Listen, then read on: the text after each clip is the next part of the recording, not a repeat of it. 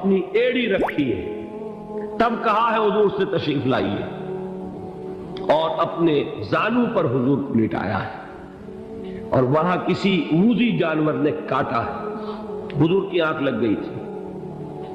اس وقت اس بل کے اندر جو بھی بچھو ہے کیا ہے واللہ عالم، اس نے کاٹا ہے۔ اس کی تکلیف کی وجہ سے ابو بکر کی آنکھوں سے آنسو ٹپک گئے، حضور کے چہرے مبارک پر پڑے ہیں، تو حضور جاگے ہیں، معاملہ کیا ہے؟ ایڑی نہیں ہٹائی وہاں سے، مبادا وہ جانور وہاں سے نکل کر محمد الرسول اللہ کو کوئی گزن پہنچا دے۔ ابو بکر کی ایڑی ہے، جس طرح چاہے کھا لے، ختم کر دے، جان نکل جائے تب کوئی آنچ آئے محمد پر تو آئے، لیکن جیتے جی نہیں۔ وہ ہے ابو بکر۔ حضور کے خیال سے اس وقت حضور نے پھر اپنا لعاب دہن لگایا ہے، اور اس سے پھر آپ کی تکلیف ختم ہوئی۔ جیسے خیبر میں حضرت علی کی آنکھ دکھ رہی تھی، اس کو جو شفا حاصل ہوئی ہے وہ بھی حضور کے لعاب دہن سے ہوئی۔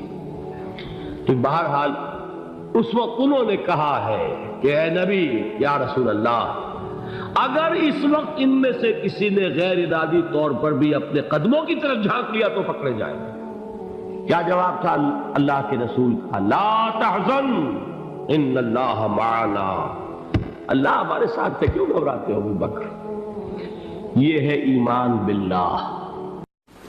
اللہ تعالیٰ نے جو انسان پیدا کیے ہیں ان کے مزاج مختلف ہیں۔ ان میں کچھ لوگ ہوتے ہیں جو قوی ہوتے ہیں ارادے کے، جو فیصلہ کر لیا ڈٹ گئے۔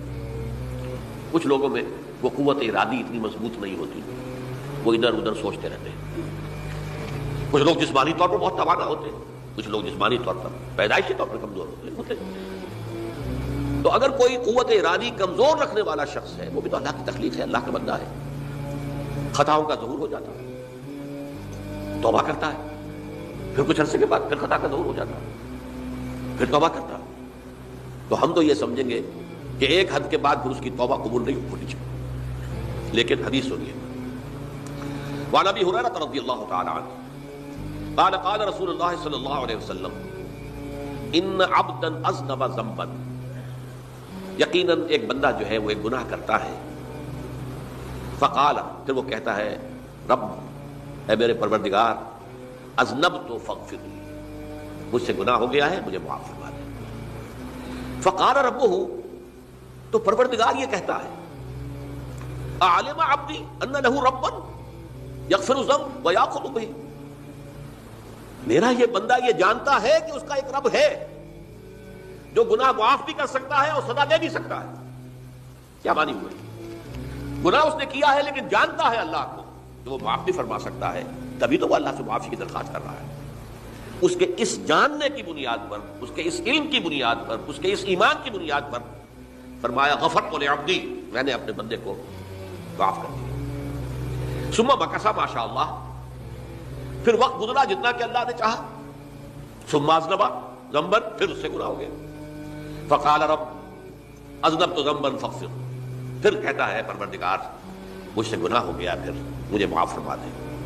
فقال ربہ، اللہ فرماتا ہے عالم عبدی ان لہ ربا یغفر الذنب ویأخذ بہ، میرا بندہ ہے نا جو جانتا ہے کہ اس کا ایک رب ہے، ایمان باللہ اس کے اندر ہے، تبھی تو پکار رہا ہے، اور یہ بھی جانتا ہے کہ وہ گناہ معاف بھی کر سکتا ہے اور چاہے تو پکڑ بھی سکتا ہے، سزا بھی دے سکتا ہے۔